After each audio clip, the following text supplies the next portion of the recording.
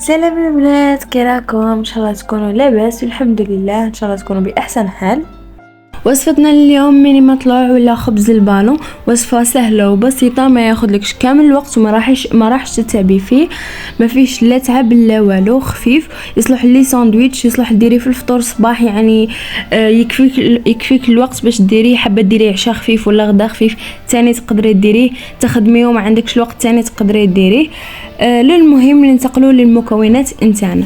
عندنا 2 كيلات فرينه، كيلة سميد رطب، سانوج مغرف سانوج، كيس من الخميره تاع الكاطو، ملح حسب الذوق، 2 مغارف ولا 2 ملاعق سكر، وملعقه خميره، بلا ما ننساو الزيت، ماء دافئ. الكيلة تاعنا تاع سميد رطب نزيدو عليها ولا نضيفو لها 2 ملاعق سكر وملعقه خميره، ونضيفو الماء الدافئ، كيلة ماء دافئ، ونضربوهم بالبراميكسور، استغفر الله. نبقاو نضربو فيهم بالبراميكسور ونخلطوهم حتى يولي يتجانس هذاك الخليط، يولي عندنا هذوك اللي فقاعات.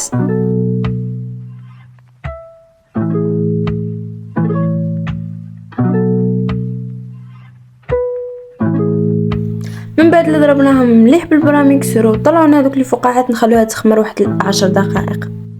هنا بعد ما طلعت الخميره تاعنا مع هذاك السميد والماء، نضيفوا لها ملعقه نتاع زيت، ونضيفوا السانوج تاعنا اللي هو حاجه اختياريه، يعني تقدروا ديروه وتقدروا لا.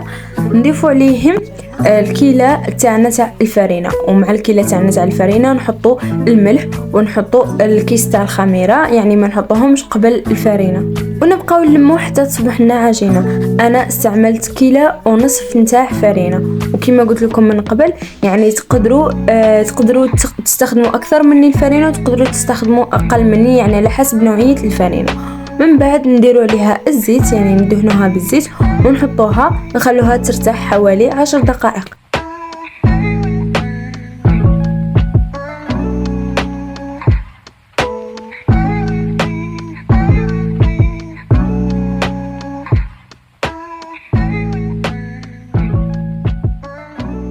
تنجموا تفتحوا العجينه وتجيبوا طابع ولا كاس ولا هكا على شكل دائري وتطبعوها نورمال، يعني يخرج لكم دوائر. المهم السمك تاعهم ما يكونش غليظ بزاف، يعني يكون رقيق. من بعد كي تخلوها تزيد ترتاح شويه، حوالي غير 5 دقائق ولا رايحه تطلع. كي تطلع لكم راح تنفخ لكم شغل تزيد تختمر. من بعد نسخنوا الطاجين تاعنا ولا مقله ونحطوها فيه، والنار ما تكونش لا قويه ولا ضعيفه، تكون يعني متوسطه. من بعد ندوروهم ما يتحرقوش، ولا نبقاو ندورو فيهم راهم رايحين ينتفخوا لنا، ومن الداخل ما راحش يكون كامل كاين هذاك العجين، يعني من الداخل راهم رايحين يكونوا فارغين.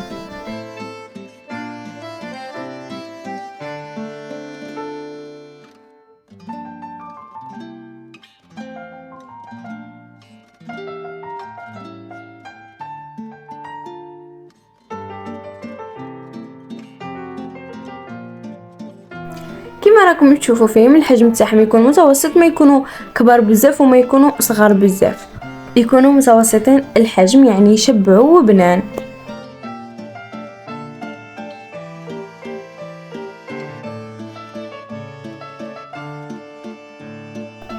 شوفوا كيفاش جاو شابين وبنان.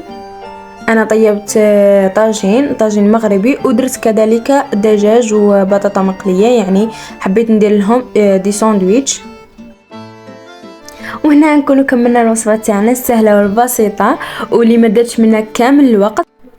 كالعاده ما تنسوش تجربوها وتخلوا لي رايكم في التعليقات. شوفوا هذه غير جربوها باسكو سهله وبسيطه بزاف، وخلوا لي رايكم في التعليقات.